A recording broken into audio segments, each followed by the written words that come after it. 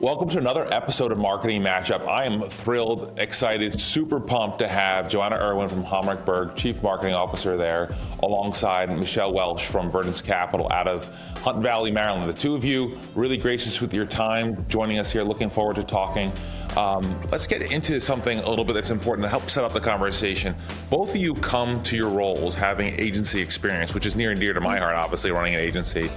I'd like you to each give us a 2-minute background on where you're coming from in the business and how you got into your roles as Chief Marketing Officers at two of pretty exciting growing firms. Joanna, why don't you give us an intro first, please? Okay, well, I have to say that my agency experience was a long time ago, but I started out in video production, and then in the late 90s, I went over to a digital agency. So this was during the whole .com boom. And the idea was sort of like, well, if you could produce TV or video, you could probably produce a website, because no one had e-commerce experience. It was just a brand new thing. So I did that for a few years, and then I actually went over to the client side in 2002 to Merrill Lynch in their retirement division. And so actually that's how I started off in financial services on the client side. I was at Merrill Lynch for 5 years. And then I went to Invesco. I was at Invesco for 10 years, most recently as the Chief Marketing Officer for their North American business. And then I made a change to a different industry, and I was the Global Chief Marketing Officer for Randstad for a number of years. And then I just came back to financial services as the CMO for HB in September. So I'm new to the RIA space, I would say, but not new to financial services. So that's a little bit of my background. It's a good framework. Thank you. And Michele, give us some of your background, how you got to where you are at with Verdence. Sure. And mine was also a little non-traditional. So I graduated from Ohio State with a degree in industrial design. And I mention that because what it did is it level set my ability to problem solve. And I think that that's sort of been my Swiss Army knife of my career. But really, my first job out of school was a digital media designer. And I won't date it when that was, but that was really when digital media was starting. And gosh, I was hooked right away. It was awesome. So I worked for an agency actually out of Delaware for the first few years. And then once we moved to Baltimore, I worked as the creative director for an in-house department at a large manufacturing company in their marketing department, and worked there for several years, and then eventually went out on my own. And at that point, I was really helping other companies build their brands and working on it on a client-by-client basis. And then sort of took a detour once we had kids, and ended up, I invented a product that I patented and built a company around. So I ran that for about 10 years. And gosh, that was my MBA for that stretch that I ran that firm. And then it's sort of a funny story, if I could just tell it really quickly. And that is Leo Kelly, who's the CEO of Verdence, was just a friend of mine, knew him from circles in Baltimore. And he said, we're leaving the Wirehouse and we want to rebrand. And I know that's what you do. Can you give me some advice? And I said, absolutely. So just gave him some advice on what he was doing and how he was looking at some of the other agencies that were helping him through the process. And he said, I'd like to invite you to lunch to just ask you a few follow-up questions. And then during lunch, I kind of put my fork down. I said, why does it sound like you're interviewing me? And he said, I'm trying to offer you a job. And I said, I'm perfectly happy. I'm not looking for a job. But long story short, it was very convincing and very compelling. And I've been just absolutely blessed and thrilled ever since.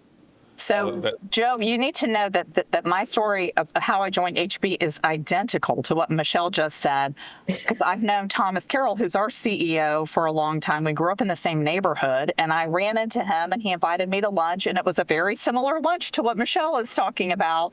So it's just funny how we have kind of those different stories, but then culminating in a very similar way that we got into this space.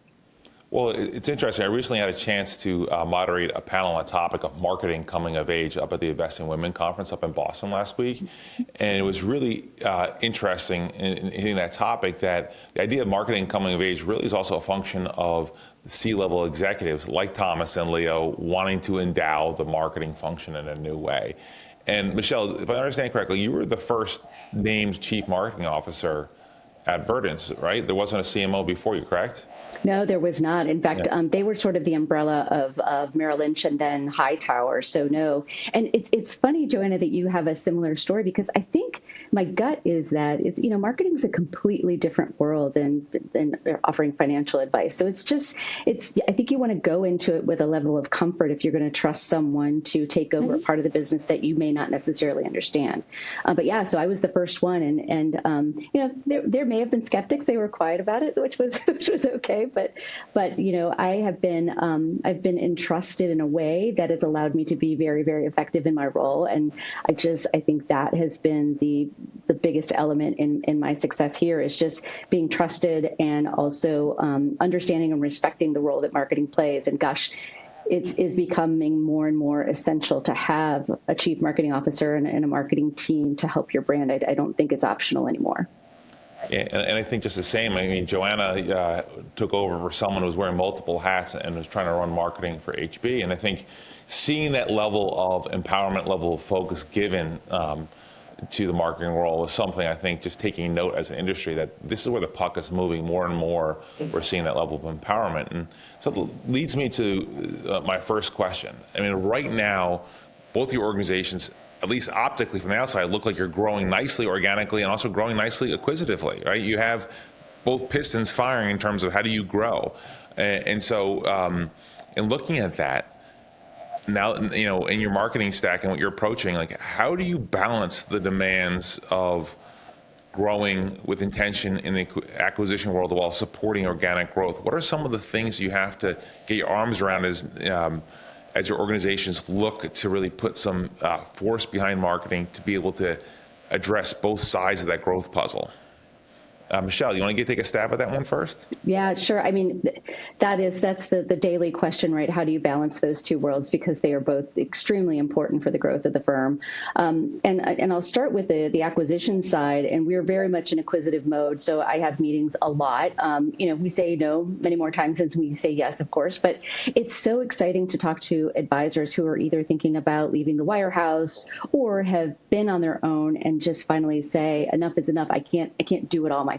So they look at marketing as just this great kind of refreshing help, because a lot of advisors, as you know, are trying to do marketing on their own. So in talking with them, I get really excited because I know that they say, oh, you mean you would do this for me? This sounds amazing. But the key there is, I think, having help, because you can't work 100% both sides in the acquisitive mode and then also on the lead generation. I mean, we all know that we're the Swiss Army knife. We have to be a little bit of everything. But really, it's that balance and making sure that you make room for those conversations with either outside advisors or outside firms who could be one part of your brand. And then I think the other part in the organic growth side is really taking the time to empower and show advisors how to do much of their own marketing, because it's their personal brand. And at the end of the day, they are the ones that know all the right words to say to the clients, and you just sort of need to give them the tools to do so. Well, Michele, I love that comment about empowering advisors to help lead that marketing discussion. Joanna, what's your take on that? Obviously, being 8 months into the role, it's still some definition to be had in terms of how it plays out, but obviously HB is continuing to merge in firms and as well as looking to support the advisors. How do you balance that in your day-to-day in terms of prioritization and making sure that the growth objectives of both sides of the business are tended? Yeah, so I think the way that I normally think about it is, what are the two primary roles of a marketing organization? And I would say they kind of fall in two categories: brand and demand. So you probably hear that in marketing circles. So I think that's really relevant for both inorganic and organic growth. So for brand, what we're doing at HB is really looking to kind of refresh, update, and modernize our brand, so that when we're talking with potential teams about joining HB or looking at potential acquisitions, they can be really excited to be part of a company that has a really strong brand reputation in the marketplace, and that's carried by the firm, and that folks want to be part of that. So that's some work that I'm doing. And then on the other side, which is more lead generation or demand performance marketing, just being really smart about how we're allocating resources to ensure that we're basically providing some air cover for advisors, at the same time sourcing new business through additional channels. So where they may be getting new business through their network, through COI referrals, through client referrals, where marketing can really help to drive demand and convert that into hopefully new business, primarily through digital channels. And so when you take a look at balancing that out, let's go back to a second for what Michele said, because I think the idea of having an advisor lead the marketing push sometimes gets lost in the shuffle when you think about how you want to stylize the firm for acquisition-focused marketing, right? And I'm curious to see, do you think there's real value in putting the advisor forward as part of the implicit sale for getting people to think about joining HB or joining Verdence, where that's actually constructive for your marketing mix, where while the advisor themselves might think from their perspective that it's just about their B2C voice, where do you see that sort of fitting in, that implicit leading with the advisor, helping the acquisitive side as much as the organic side? Michele, you're nodding along. What are your thoughts there? Sorry, I'm agreeing with everything that you say. I think that, I mean, and this is not unique to financial services. It's all about culture. Anyone that you're acquiring, you're going to be working with them day in and day out. And we are very much team efforts. You know, certainly advisors have personal relationships, but we all rely on one another as a sort of a gigantic service team. So we know that no matter who joins the firm, at some point they will be caring for mine or your or someone else's client at some point. So to have them, you know, face forward in talking with new acquisition targets is really, really important, and also really important for the person that we're talking with as well. They want to make sure, are these people that I can get along with? Does their message resonate with mine? And do they have resources and expertise that maybe complement mine or supplement mine in a way that I don't have, and I simply don't have the bandwidth to, or the budget to add to my own team. I think it's really important is if they can see themselves as part of our team and vice versa. And Joanna, is it similar in your mind at HB, how you're marketing with people? Well, I would say it's maybe a little bit different. I totally agree with what Michele was saying about culture being, honestly, I think the most critical success factor to inorganic growth. That's been my experience anyway.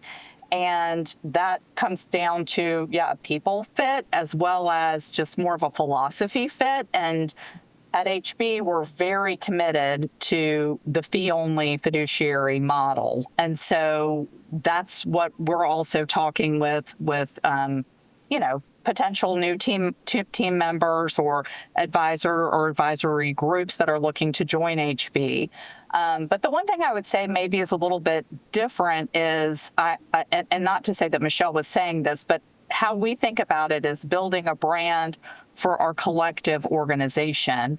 And part of that is all of the people, but it's also the broader value proposition. So I would say we're not necessarily putting individual advisors front and center in our brand building. It's much more about the collective that we're putting forward and kind of that collective value proposition around the fee-only fiduciary commitment, sort of the concierge level of care that we provide, access to private markets through alternative investing, our comprehensive advice that we give. So we're trying to build kind of I would say a more holistic brand as an organization rather than putting individual people forward, if that makes sense.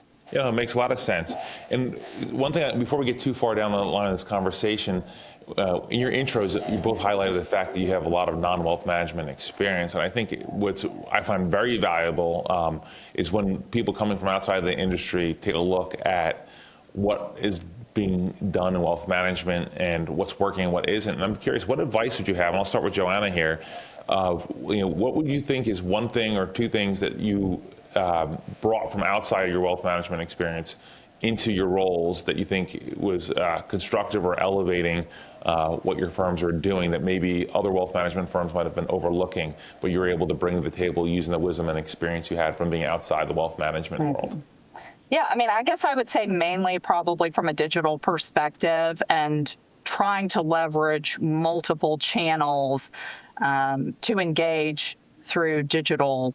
So whether that's programmatic display, through search engine optimization, through paid search, through third-party referral networks that might source new business for us and provide leads, and then also user-generated content. I think that's a really interesting tool that I think is pretty new to this industry with the marketing rule coming a few years ago. So that's something that we're pursuing here in HB. And then how about you, Michele? What do you think of that in terms of what did you bring from outside your wealth management experience into the role that you think has been critical in terms of the recipe that's been working for Verdence? Yeah, I think a couple of things. One is the brand experience and working with so many different brands and realizing what resonates. A philosophy of, we often talk here about the platinum rule. So it's having that really, really deep empathy for the client and making sure that the message resonates with the client. So I think, coming from the outside agency world and to financial services, I brought sort of that naivete that said, I don't get it. Can you explain that a different way? I think so many things that we talk about are just every day for a lot of the people here. And I work with a lot of really smart people, and I have to sort of say, time out. I really need you to explain that to me in a different way so that I, in turn, can then explain it to someone else. And I think I'm that voice that kind of goes in to say, we really need to make sure that we break this down into simple parts. And it's funny because they tease me here because I sort of name everything, and that, I call those snackables. Just give me a snackable moment that I can offer to a client as a message so that we can use that as our starting point. I love that, Michele. You use the word empathy, and I think it even came up in Joanna's notes in terms of knowing your audience, right? I think for marketers, it's an obvious thing where you want to make sure you're presenting your services, what you're bringing to the table through the prism of how the buyer, the client, would be thinking about the issue or wanting to talk about it, right? And so, and it's many times, whether it's on RIA firm websites, whether it's in collateral, whatever it might be, oftentimes there's a presentation of who you are and what you do that is not what people actually would Google for, right? I don't think anyone's ever said, I need a CFA. Having that credential is great, but they want someone who they can trust to manage their money and maybe take over their portfolio because they realize they're lost. Or they don't say, I need a CFP. They say, I need help on my financial plan. And they happen to be a credentialed CFP, great, right? And so those are just some examples. And I think it'd be interesting to hear from you both. Like, how do you weave that approachability, that empathy into what you're doing from a marketing standpoint, not just in terms of what you say on your website, but just across the process? And Joanna, you're nodding along. Let's start with you. Yeah, I do think it comes back to that idea of knowing your audience. And I think for us, it's also knowing the different segments that are well suited to you. So who are the types of people that you do business with today? Where, that's a really great client for us. We want to do more of that business. We've got capabilities that really work well for that type of person. And I was just a little bit laughing at what you were saying because I agree to an extent with what you were saying, Joe, that maybe people don't search for CFP or CFA, but we just got a lead through our website last week where someone said, hey, I'm really interested in speaking with this person because they have their CFP and they have their JD. So they were really interested in someone who had a legal background, but then also financial planning. And so I think for that particular type of person, that's going to be relevant. So, what might be relevant for a potential HB client might be different from, another wealth firm because they might have a specialization in a different area. So I do think kind of knowing your client and your target client, and a lot of that comes down to being able to get to do that empathetic thing that you're talking about, but also really doing some research, understanding what are the challenges that those people have in that particular segment. What are the things that motivate them? What are the things that drive a buying behavior? So I think that's an important thing to sort of layer in as well as part of your strategy. Yeah, and Michele, what are your thoughts on that in terms of the approachability question, and you building off your point earlier in terms of the snackable sound bites? Like, how does that work across your marketing mix in terms of being able to help tell stories and connect with prospective clients? Yeah, and I agree with everything that Joanna said too. I think that really identifying your target is just top tier, exactly what you need to be doing. And so if we look at it from how we approach it, sort of from the very basic level, and that is there's a difference between sympathy and empathy. Sympathy is I understand how you feel. Empathy is I feel what you feel, and there's a big difference when clients feel like you can really identify with them. So that may mean going back to search terms. If we're brainstorming search terms, it's I'm afraid my money is going to really mess up my kids. And that I have a ton of money. I should have not a care in the world, but that really keeps me up at night. So identifying those sort of very emotional things, as well as, you're absolutely right, Joanna, you have to have CFP and CFA and all the credentials, because I think it's not one touch point or one data point that helps to make a client feel comfortable in trusting you with their wealth. It's so many different things. And what we're finding is that, whatever resonates with them on that first touch, they're going to do their research. They are going to dig down and do every bit of research on us that they can. So we just need to make sure from a branding perspective that we are consistent. We are showing them the brand that we want to show them to be related to, that they would want to identify with. So we make sure we have everything from the accolades to the experiences that they can expect, education materials, all that stuff. And what we haven't done yet, and I'm so jealous that you already started on this, Joanna, is doing those testimonials, because I know we're allowed to, but I'm a little skittish, and I can't wait to do that because I think that's so valuable. Yeah, so we're actually taking a pilot approach to that. And maybe that kind of goes back to your question, Joe, about bringing your experience from previous jobs. And that was something that at my last company, we did a lot because it was a global company. We operated in 39 different markets. It was rare that we would just launch something everywhere. It was much more common to run a pilot in a particular market or with a particular line of business. So that's what we're doing with this testimonials approach, is we've selected 7 advisors who were willing to be kind of go along this journey with us. And we just have been over the last few weeks soliciting feedback from clients. And it's just been wonderful to see, because of course we have a really high client retention rate. We get a lot of business from client referral channels. So we expected that our clients would have great things to say about us. And that for sure is coming through. So now we're working on kind of the final tweaks to get that onto our website for those 7 advisors, share that with the rest of our organization. And I expect a lot of people are going to want to be part of phase 2, which is kind of the next wave that we're going to roll this out to. So I would just really encourage other marketers to think about trying things like that on a pilot basis. Pick a few advisors who are excited about trying something like that out. And see how it works. It's a little bit lower stakes, and it's a little bit easier to prove the value, I would say, with a smaller group. And then if it doesn't go well, you can move on from it. And if it does go well, then you can see how you can bring that to more people in the organization. Well, it's interesting you say it that way, because I've been operating under the belief and witnessing it up close, seeing all different kinds of firms and how they're trying to approach their marketing and PR work. And it's obvious that marketing, both in terms of your audience as well as how it works for the people that are conducting the marketing, it's a fragmented world, right? What works for one person is different for another in terms of how they want to be communicated with, or what they respond to, or how they react.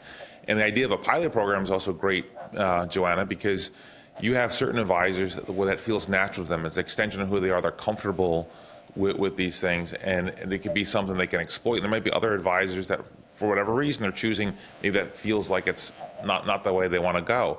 And so not only does it allow you to see how it works with the audience, but also lets you find the right matchup of people who could really exploit it, talk to their customers and see if they're willing to provide a testimonial or a review or whatever it might be. And so as you go into the marketing mix, and I think the challenge is, how do you come up with a blend with a growing organization where you are keeping on the front lines of these things? Like, Joanna, your point about testimonials is one area, but there's so many different areas to stay involved. How do you do that in a way where it's working both for the parent brand as well as individual advisors? How do you execute on different marketing and publicity opportunities? Michele, I'm curious to see what you're doing. Like, maybe I'll start with you. Like, how do you balance that in terms of trying things while staying focused on the things that you already know are working? Yeah, well, it's complicated, but I think once you stagnate, you just can't. There's not an option anymore. I think that the concept of omni-channel marketing is absolutely imperative. You have to be everywhere all at once, and in to Joanna's point, you need to be testing the length of something, the delivery mechanism. Do you want to see it on YouTube? Would you rather see it on our website? So you have to be wherever they want to be at all times. And, it's quite different from the strategies where you'd say, nope, here's our report and you can come view it any time. Now it's, here's our report. Here's a summary of our report. Here's a sentence just about our report. Here's a short video on our report. Here's a 40-minute long video on our report. And here's just a picture of our report. So you have to do all of it. And again, it's those snackable moments where, we sort of look at it also as you need to look for permission to give them the next level of detail. So you don't start out with, here's what we do, and we are fiduciary financial advisors, and we will take your wealth and we'll put it in this fund and this fund. It's tell me about yourself. Tell me a little bit about what you'd like to know, and just get that permission to give them more and more detail rather than kind of explaining everything to them at once, which is really hard, I think, for a lot of financial advisors, because they do know so much. Their depth of knowledge is incredible, and they just have to take a step back and remember that not everyone starts at that same point. And Joanna, what's your take on the splintered marketing environment? I mean, yeah, well, no, I totally agree with what Michele was saying about all the different formats. I think luckily AI helps us with a lot of that, to expedite creating different versions for different use cases. I would just layer onto that, and this is just the reality of an omni-channel marketing situation, is that you've got to be where your potential clients are in the digital world. So it's not about expecting them to come to you. It's about being where they are in their day-to-day. And, they might be a golf enthusiast, or they might be someone who does a lot, reads a lot of and stays very up to date on news. And so you need to be in those spaces. And then layer another layer on there, which is money in motion. So not only being smart about understanding your target and being in the spaces where they are, but then also at the moment that they might be thinking, maybe it's time for me to think about getting a financial advisor, or maybe I've outgrown my current financial advisor, or maybe I've been a do-it-yourselfer, but now I want to bring someone else in because I had a friend who had a health scare, and I see that, I don't want to leave my family without someone who can really, help them through a potential transition. So it's getting more and more complicated, and more like fragmented in a way. That's the challenge, but the opportunity is in the technology. So leveraging data sets, leveraging AI to really understand that target market, where are they, and when is the right time to, have that call to action, that they're ready to engage and interested in talking with you. Yeah, and I'll add to Joanna's as well, because that you are absolutely spot on. And what I try to explain to everyone here and just in general, and it's most of the people that we're marketing to, that we're talking to, are not looking for a financial advisor. Your goal as a marketer, your goal as an advisor is you want to be the one they think of when they are ready to find an advisor. Well, and on that point, in terms of awareness and how they think, how the market thinks of you all, I want to talk about one of my favorite topics, which is PR. Full disclosure for the audience, Joanna's firm has been using Gregory FCA for a number of years, and I'm aware that Michele's firm has had a PR agency relationship. So both of your firms have invested in publicity as part of your go-to-market strategy. Tell us how it works, how it fits into how you think about your overall marketing mix. Where does it start? Where does it end? How is it best integrated? And Michele, I'll pick on you first. Again, I don't know the nature or length of that relationship. I've seen the name out there in some press releases. So tell us a little bit about how that works for you. Yeah, so I think PR is magic. I really, really do. There's no one that can better tell you a story than a third party, and really elevating your thought leadership in whatever the platform may be. I'm lucky enough here that we have two extremely capable, very talented people that are on the news quite regularly. So we are Fox Business, CNBC, Bloomberg. In fact, our CIO, Megan Horniman, is so in demand, we had to finally say only once a week. We can only do it once a week. It was becoming a full-time job for her. But I will tell you, it does so many things. One is you're having a conversation about what's current, what's relevant, and you have very, very notable outlets coming to you for your opinion. And you can also lead clients to that outlet to say, hey, we just had a conversation on CNBC about tariffs. You can look at it here. It offers the exposure that you can't get anywhere else. And that's just on the broadcast side. In print media, the same. Speaking engagements, that's another amazing opportunity. And certainly podcasts, which is now up and coming, that's a tougher one to figure out which kind of podcast resonates best with your brand, for the chief investment officer, for our CIO, who are regulars on TV and extremely, extremely comfortable in front of the camera. So that makes getting them spots or seen so much easier. But I think it is magic. And Joanna, what's your take? Yeah, so it was funny, Joe, because you and I were on a panel recently where we talked about frameworks, and I was mentioning how much I love frameworks, and this is probably another one of them, because I think about earned, owned, and paid media, and the PR typically falls into that earned channel or bucket, where owned is, what's on your website, and sometimes that can be a little, or what you're amplifying through your social media channels, but that can become potentially an echo chamber. And, if you're not doing a good job with search engine optimization, as an example, then, who is hearing that? So earned media, I think, is a great way to really amplify that message with a broader group. And I also think it's a great way to build credibility, because you're sort of, I think about like who you're hooking your wagon to. So you're kind of hooking your wagon to, if it's CNBC, then, that builds credibility for your firm because they wanted to have one of your experts on their channel.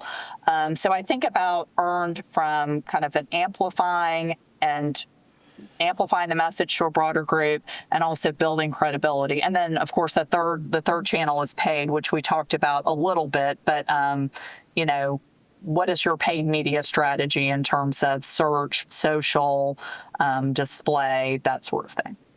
Yeah, and I think too, Joanna, it's the coordination of all three too, right? Earned, owned, and paid. Yeah. I mean, you separated it beautifully. It's just, if you can get all of them coordinated and you're telling us a similar message on each of the three sort of legs of the stool, it's very powerful. Yeah, totally agree. I think that that's what integrated marketing communications is all about, right? And having consistency across those channels is very important, again, for credibility building, that you're not, kind of all over the place. And then I also think that you should really think about all three of those channels from a targeting perspective. So which are the audiences and personas that we really want to be known with and for, and that needs to be orchestrated across those three channels as well.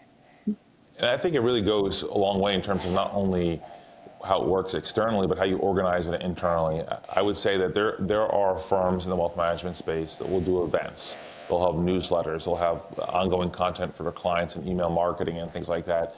And I always tell people, the benefit of being involved in the PR process forces you to think like a newsroom in terms of what's timely, topical, and relevant, as Michele said earlier. And so if you think about something that's important enough to talk to your clients about, using the tariff situation one of you mentioned a short while ago, you're going to have to draft something that's going to be client email. Well, how great is it if you use that same core thought leadership and find a way to have someone on your team speaking to Barron's or the Wall Street Journal or on CNBC or Bloomberg, and then pairing that up together where you have your core message from your firm and the language you want to deliver alongside that credibility or credentialing that comes when your team is being cited as experts on that topic. And so time and time again, I think one of the biggest, most overlooked things that marketers sometimes stumble into is that the lift you get from the integration, where sometimes it's just easier. We've run into firms, we do monthly newsletter, and that operates in a silo, and they never think about how does that cross over to what they're saying on LinkedIn or other social media channels, what they want to say in their PR opportunities. And so it's really heartening to hear how the two of you are thinking about this in terms of the integration process and making sure it works together. Yeah. And so, I mean, I would say, having come from like really large organizations, I think it's easier to do that integrated approach, frankly, with a smaller organization, with a smaller team. Because you just don't even really have the benefit of not. Like, it would just be really ineffective to not take an integrated approach when you've got a small team and maybe not, hundreds of millions of dollars of marketing budget. So. It's part of the reason why we've hired a lot of people from the media ourselves, because you think about the role, what they're doing is that if they have content on CNBC, for example, they're going to have wrap-up articles about that interview on their website. They're going to be putting little threads out on their X page or LinkedIn to build viewership and get people to wish they caught that interview, that kind of thing. And so when we bring on someone from that world on our team, they're already thinking about integrated content delivery across the earned media side as well as your own content. And so, it's part of our hiring discipline at our agency to do that. And I think it points back to the question, like, how do you breed that mindset? How do you build the integration? Joanna, you said it's easier to do in a smaller firm where it's not, bureaucratic.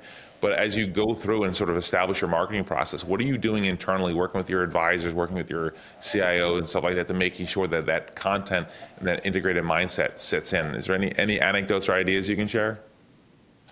Well, I mean, a couple of things I would say, within the marketing team, we've got regular marketing meetings where we're getting very well aligned on exactly what the strategy is and what we're working towards. And then the way that we share that with the broader organization is we're moving towards the OKR model, which, if you're not familiar with that, it's objectives and key results. So at a corporate level, what are the 5 to 6 key objectives that we are focused on to help drive the business forward?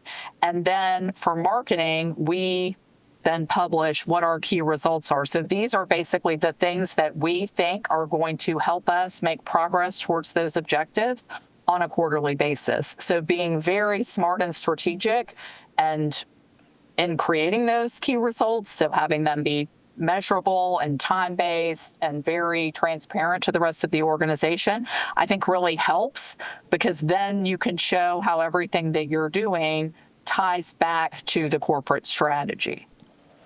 Well, and then how about you, Michele? I think what Joanna's saying about having metrics and analytics supporting what you're doing, I mean, that's huge. We spend a lot of time and energy on that here. What is your team doing in terms of justifying the efforts, making sure things are working, tracking results? I'm curious to hear what Verdence is up to there.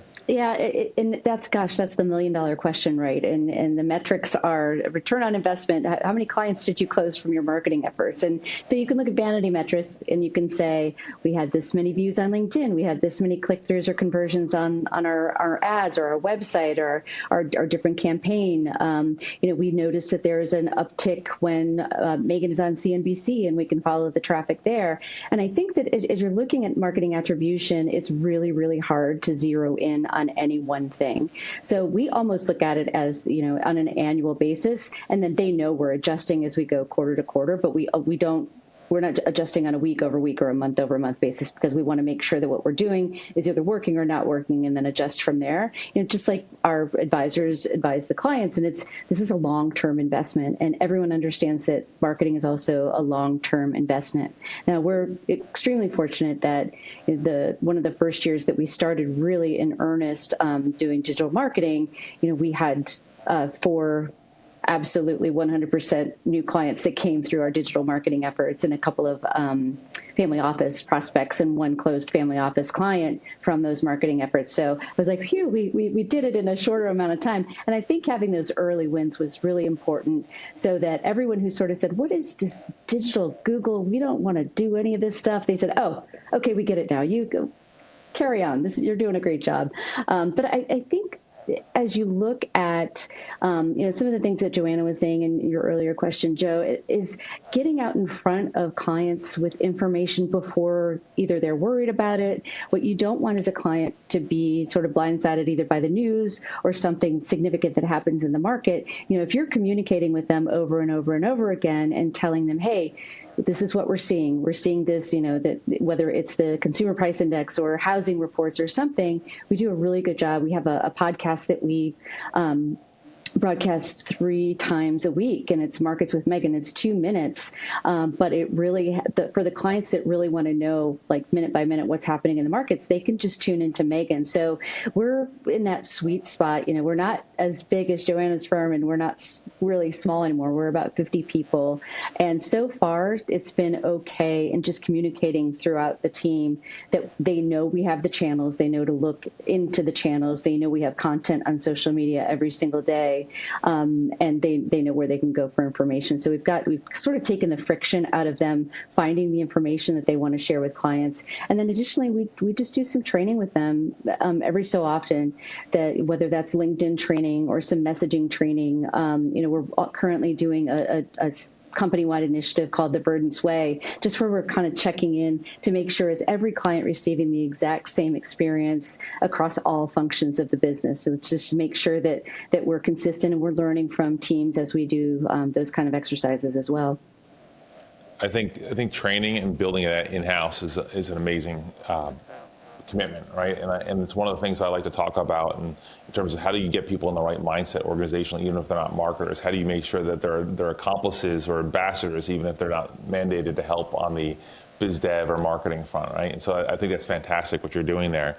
I want to get to one other topic here before we run out of time, which is I believe that in looking across the spectrum of RIA firms, and your firms may not be included in this statement, but the idea that I think digital marketing, SEO, SEM has been overlooked and neglected because it's considered table stakes. We just do it without really a lot of thought given to it. And now with AI coming in and changing the search game even more, with these chat GPTs of the world, I think that game changes it more. We help our clients navigate that, but it's still uncharted water. There's a lot of, just like people are putting their toe in the water on testimonials, people are still doing the same in terms of how do I want to operate and try to protect our brand's position and how people find us in search. And that's both the LLM search as well as Google.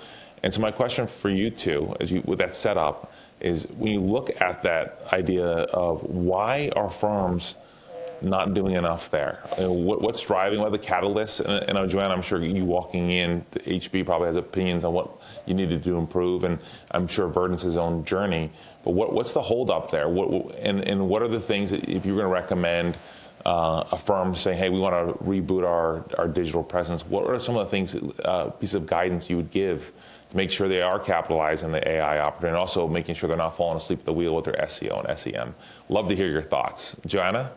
Well, I think, it does come back to analytics as part of this, and, taking a look at where are you getting traffic today is a great place to start, and looking at your competitors. And there's some tools out there that let you do that and see, okay, what are the keywords that we're ranking for? What are the keywords that our competitors are ranking for? How well are they doing relative to us? And I think what we see at HB is that we're doing really well with certain keywords and in specific markets. So we saw that we were doing really well with, I would say, kind of high-level keywords around wealth management, fiduciary, financial advisor, specifically in the Atlanta market. But that's our headquarters, so that would make sense where we weren't ranking as well in some of the other markets. So we worked with our SEO agency to roll out basically a new way of displaying locations with a lot of robust information on our website at the location page level, so that Google will rank us in basically in the other markets where we've got offices. So I would really encourage people to look at the analytics. We also were able to attribute a lot of our traffic, and we specifically look at this for people who convert to request a meeting. Where did they come from? And then we can you have to kind of put some of the puzzle pieces together, but you can learn from what percentage is direct traffic, what percentage is coming from organic search, what percentage is coming from other referral sources. What are those referral sources?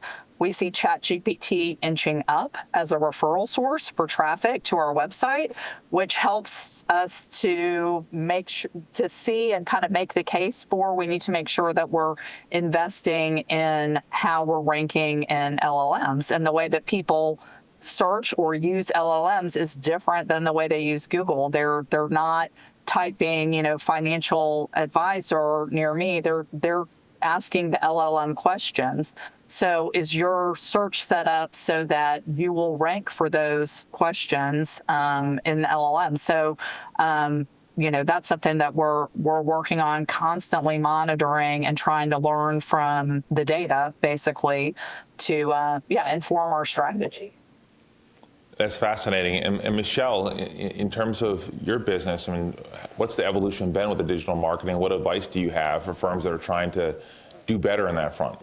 Yeah, I think that the reason that they haven't done anything is it's just so overwhelming. There are unlimited options on how you can affect or not affect or waste your time or waste your money or make good investments in your time and money on search engine optimization. So it's gone from SEO or search engine optimization. So now it's search everywhere optimization. So you have to be all things everywhere all at once. And that, to get started in that, is overwhelming. So you've got a couple of choices. One is you hire someone who's an expert, and even if it's for a short period of time, 6 months or something, to get you started and to really look at your business and give you some good advice so that they can understand your goals and how you can get started by not feeling so overwhelmed, especially if you're doing everything on your own.